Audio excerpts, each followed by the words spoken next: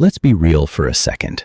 Small talk sucks. It feels awkward, it feels fake, and if you're an introvert, it feels like someone just handed you a live grenade and said, "Here, hold this for the next 10 minutes." But here's the thing. Small talk isn't just mindless chatter about the weather. It's the gateway to deeper connections, opportunities, and even friendships. And today, I'm going to show you how to actually master small talk, even if the idea of it makes you want to crawl under the nearest table. So you know those people who walk into a room and instantly click with everyone? They're not magical unicorns born with infinite charisma. Nope. They've just learned a few simple rules that make small talk work for them instead of against them. And the best part? These rules are not only learnable, they're perfectly suited for introverts, because introverts already have one massive advantage. They're great listeners.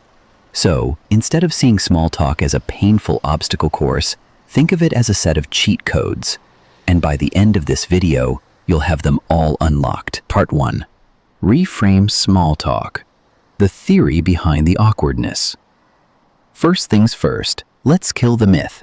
Small talk is not about the weather. It's not about pretending to care about what someone had for lunch. Small talk is simply the social warm-up, like stretching before a workout. You don't stretch because stretching is thrilling.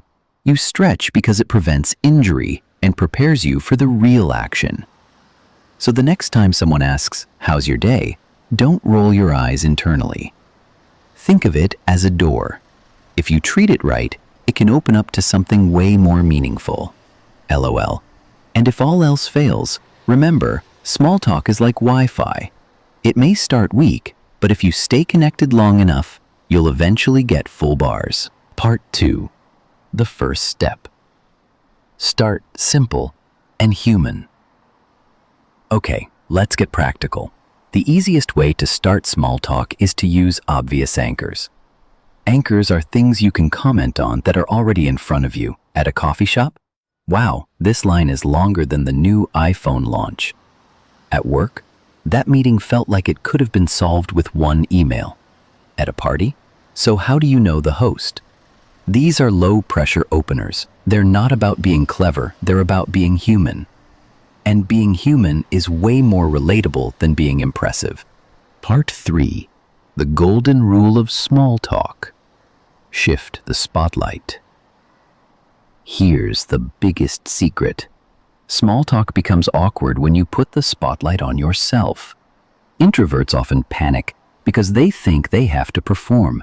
But the truth is, the best conversationalists don't perform, they guide. Use the ask, don't tell principle.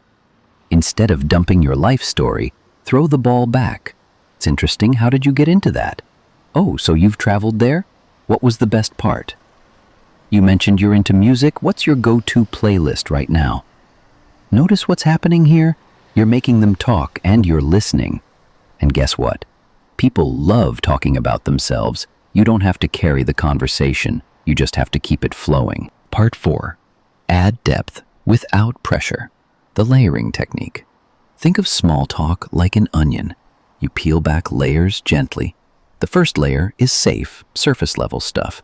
Then you go a little deeper. Example. Them. Yeah, I had a crazy morning commute. You. Oh no, traffic? Layer 1. Them. Yeah, total nightmare. You. Do you usually drive, or are you more of a public transport survivor? Layer 2. Them. I actually bike most days. You. That's awesome. So you're one of those people who secretly enjoy the workout while the rest of us suffer? Layer 3. With humor. See how that works? You're peeling layers, but you're not interrogating. You're weaving in curiosity, empathy, and just enough playfulness to keep it light. Now I know what you're thinking, but what if I run out of things to say? Here's the truth. Silence isn't a failure. Sometimes a pause is your brain's way of telling you to reset. Here's a trick. Prepare a go-to bank of questions or stories. They don't have to be groundbreaking. Something like, have you been watching anything good lately? If you could teleport anywhere right now, where would you go? Maboni personal favorite. What's the most unexpectedly good meal you've ever had? These are conversation parachutes. You don't have to use them every time, but but they're there if you feel yourself falling. Humor punch. And if you're really stuck, just compliment their shoes. Works 9 times out of 10. Part 6. The mindset shift. It's not about impressing. The final piece is this. Stop trying to win small talk. This isn't a TED Talk. You don't need a standing ovation. The goal is not to impress. It's to connect. When you shift your mindset from I need to be interesting to I need to be interested, everything changes. You take the pressure off yourself, and you become magnetic without even trying. So here's the recap. Small talk is a warm-up, not the main event. Anchors around you to start. The spotlight. Ask, don't tell.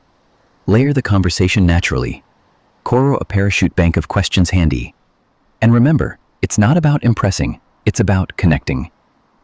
The truth is, small talk isn't the enemy of introverts. It's the secret doorway to bigger opportunities, deeper conversations, and yes, even friendships you never saw coming. So next time you're standing awkwardly at a party or waiting in line at Starbucks, don't overthink it, just start. And hey, if you found this helpful, hit that subscribe button because we've got more practical, psychology-backed tips coming your way. Trust me, you won't want to miss them. And if you still hate small talk after this video, well, at least now you'll know how to fake it like a pro.